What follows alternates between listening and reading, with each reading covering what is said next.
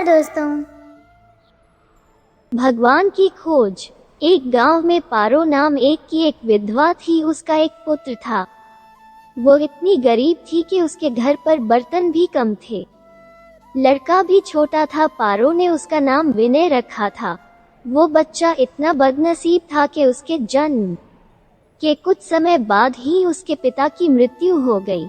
पारो लोगों के घरों में काम करती थी और वो अपने बच्चे की परवरिश कर रही थी। उसे ये विश्वास था कि उसका बड़ा होकर उसके सारे दुख दर्द दूर कर देगा। ऐसा सोचती थी कि उसका बुढ़ापा चैन से गुजरेगा। इसी आस वह रात दिन मेहनत करके वो अपने बेटे का पाल रही थी। उसने अपने बेटे को कभी पिता की कमी महसूस नहीं होने दी। विनय छोटा जरूर था लेकिन समझदार बहुत था। संयम और धीरज की उसमें कमी नहीं थी। किसी भी बात को जानने की उसमें प्रबल जिज्ञासा रहती थी। एक दिन उसने अपनी माँ से पूछा, माँ हम इतने गरीब क्यों हैं? तब माँ ने कहा, ये सब तो भगवान की मर्जी है बेटा। दुखी मन से पारो ने कहा, सब नसीब की बात है। मगर विनय माँ की इस बात से संतुष्ट नहीं हुआ। वो बोला, माँ भगवान की ऐसी मर्जी क्यों है? माँ ने उत्तर दिया, बेटा ये तो भगवान ही जाने। विनय कहता है, अगर भगवान ही जाने तो ठीक है, मैं भगवान से ही पूछ लूंगा कि हम इतने गरीब क्यों हैं। बताओ माँ बताओ, भगवान कहाँ मिलेंगे? पारो पहले से ही परेशान थी, अब उसकी बातों से और परेशान हो गई तो चिढ़ते हुए बोली, वो जंगल में रहते हैं, लेकिन तुम वहाँ मत जाना। लेकिन विनय ने मन ही मन सोच लिया था कि वो भगवान को ढूंढेगा और भगवान से पूछेगा कि उसने गरीब क्यों बनाया। कुछ दिन बाद जब पारो घर पर नहीं थी तो वो जंगल की तरफ चला गया। जंगल बहुत ही घना और भयानक था। विनय वहां चलते चलते बुरी तरह से थक चुका था। उसे तो वहां भगवान की परछाई तक दिखाई नहीं दी। थक हार कर एक पेड़ के नीचे बैठ गया और सोचने लगा, यहाँ पर भगवान तो कहीं नहीं है, कैसे मिलेंगे मुझे और कैसे हमारी गरीबी दूर होगी।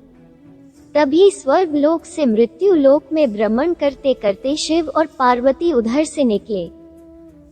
उन्होंने बच्चे को वहां बैठे देखा तो उन्हें बहुत ही आश्चर्य हुआ। छोटा सा बालक इस भयावह जंगल में अकेला बैठा क्या कर रहा है?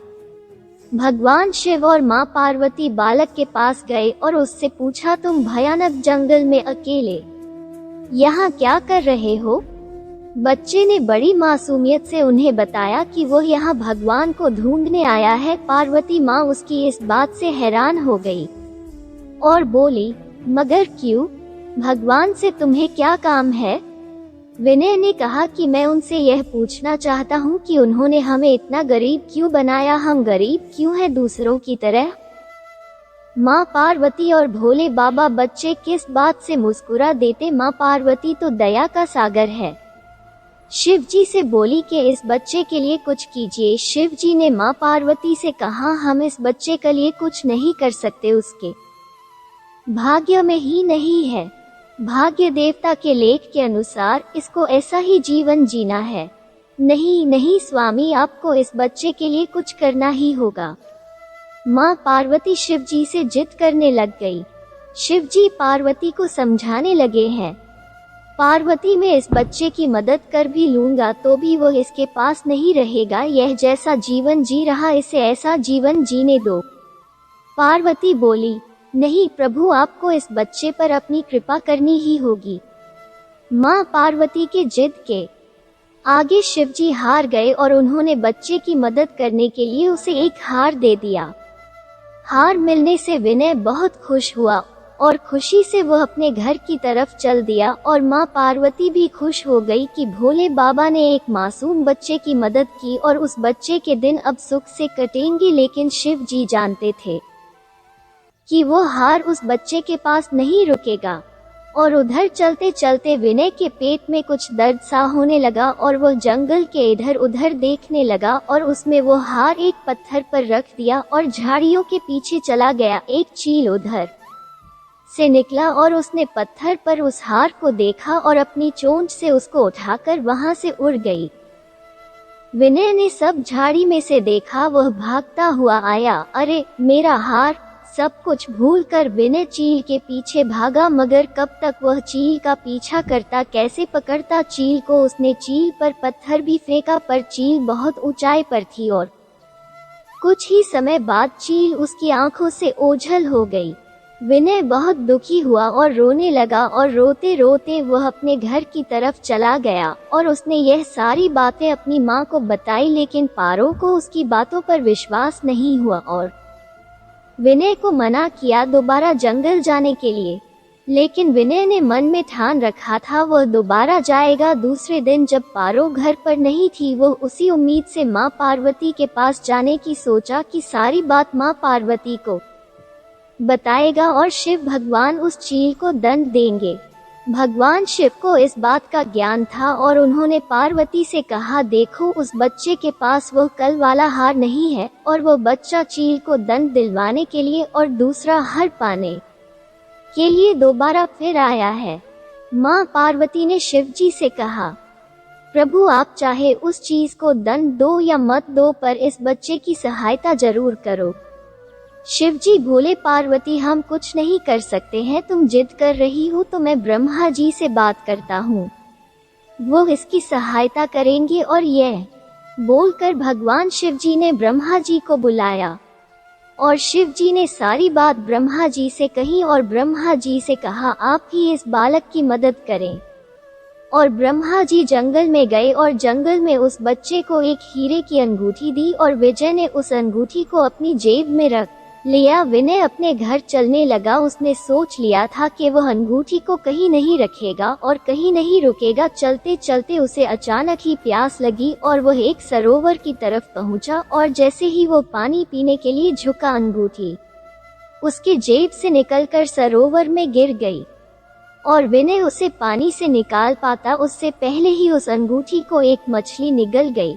अब विनय रोते रोते घर आया और आज सारी बात अपनी माँ को बताई। माँ ने विनय को समझाया, बेटा जब तक भाग्य में नहीं है तब तक कोई भी चीज नहीं रुकेगी। माँ ने भी विनय को दिलासा देते हुए कहा कि बेटा जब भाग्य देवता खुश होते तब मिट्टी भी सोना हो जाती है। इस तरह से किसी से कुछ भी लेने से या किसी को कुछ भी देने से हमारी गरीबी नहीं दूर होगी। इतना समझा कर पारो अपने काम पर चली गई। लेकिन विनय हार मानने वाला नहीं था। उसने फिर सोचा कि वह कल फिर जाएगा। तीसरे दिन वह जंगल में चला गया। उसका यह सार देखकर शिव और पार्वती खुश हुए और शिव जी ने ब्रह्मा जी के पास जाकर बात की थी, यह बच्चा बहुत ही साहसी है, इसका कुछ उद्धार करना चाहिए। तब ब्रह्मा जी ने शिव जी से कहा कि हमें भगवान हरिनारायण से बात करनी चाहिए, वही कोई समाधान बताएंगे। और शिव जी और ब्रह्मा जी हरिनारायण जी के पास जा पहुँचे हैं और हरिनारायण जी ने जंगल में जाकर विनय को कुछ हीरे दिए और विनय हीरे पाकर बहुत खुश हुआ। इस बार वो बिना कहीं रुके सीधे अपने घर गया, क्योंकि 2 बार उसके साथ बुरा हो चुका था। घर पहुंचा तो माँ घर पर नहीं थी और उसने वह हीरे को एक लोटे में डालकर छुपा कर रख दिया और अब जहाँ माँ काम करती थी वहाँ चला गया। वो मन में सोच रहा था कि अब मेरी माँ को किसी के घर में काम करने की जरूरत नहीं पड़ेगी।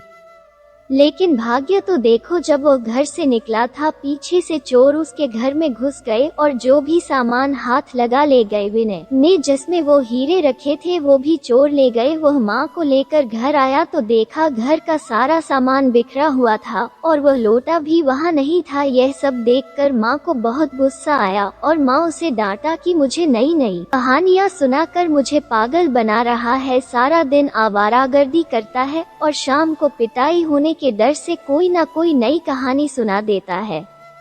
विनय बहुत रोने लगा, क्योंकि सच्चाई सिर्फ विनय ही नहीं और भगवान ही जानते थे।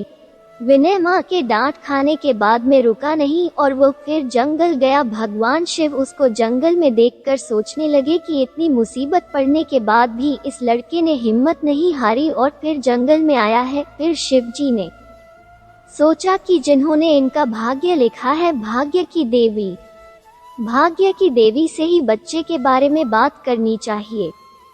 और फिर वह भाग्य की देवी के पास गए और उनसे ही प्रार्थना की वो इस बच्चे पर कृपा करें।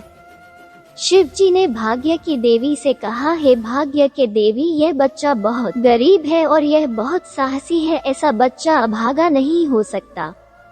भाग्य के देवी ने अपनी सहमति दी और बच्चे के पास गई और उसे एक सोने का सिक्का दिया और कहा कि आगे से तुम्हारा भाग्य बदल गया है। देवी के आशीर्वाद के बाद विनय वहां से जल्दी से ही भाग गया और अपनी माँ के हाथ में जाकर जो सिक्का दिया, और माँ सिक्का पाकर बहुत खुश हुई। विनय पर अब भाग्य देवी की कृपा होने लगी थी और उसके सारे काम अब सही होने लगे थे। दूसरे ही दिन में एक मछली वाला उनके गांव में मछली बेचने आया और पारो ने एक मछली ली। उसी मछली को काटा तो उसी से हीरे की अंगूठी निकली जो विनय को ब्रह्मा जी ने दी थी।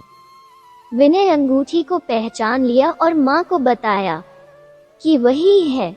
माँ ने विनय से कहा कि थोड़ी लकड़ियाँ लेके आजा। विनय कुल्हाड़ी लेकर जंगल में गया। जिस पेड़ पर उसने कुल्हाड़ी मारी वहाँ पर उसी चीज का घोंसला था जो हार उड़ा के ले गई थी। तो विनय ने उस हार को अपनी जेब में रखा और जो थोड़ी बहुत लकड़ियाँ बिखरी हुई थी वही उठा कर चला गया और माँ को जाकर वो हार दिया। पारो को यह देखकर बहुत खुश हो गई और देखते ही देखते उनके दिन बदल गए। अब उनके घर में किसी भी चीज का कोई अभाव नहीं रहा। फिर भगवान की ऐसी कृपा हुई, जो चोर उनके घर से सामान चुरा कर ले गए थे, उन्हें सपने में भगवान विष्णु ने चेतावनी दी थी कि जो उस बच्चे के घर से ही राज चुरा कर लाए वह तुरंत वापस दे दो, नहीं तो तुम्हारा अच्छा नहीं होगा। और दूसरे ही दिन चोरों ने उनके घर में जाकर वही रे उसकी माँ को दिया, उनसे माफी मांगी। अब उनके घर में धन की कोई कमी नहीं रही। फिर मिलेंगे दोस्तों एक नई कहानी के साथ। तब तक के लिए हंसते रहें, मुस्कुराते रहें, अपना ख्याल रखें और इसी तरह हमारे साथ जुड़े रहें। धन्यवाद। अगर आपको ये कहानी अच्छी लगी और इससे कुछ सीख मिली तो चैनल को सब्सक्राइब जरूर करें। आपका एक सब्सक्राइब हमें इसी तरह से नई नई कहानियाँ आपके लिए लाने के लिए प्रेरित करता है।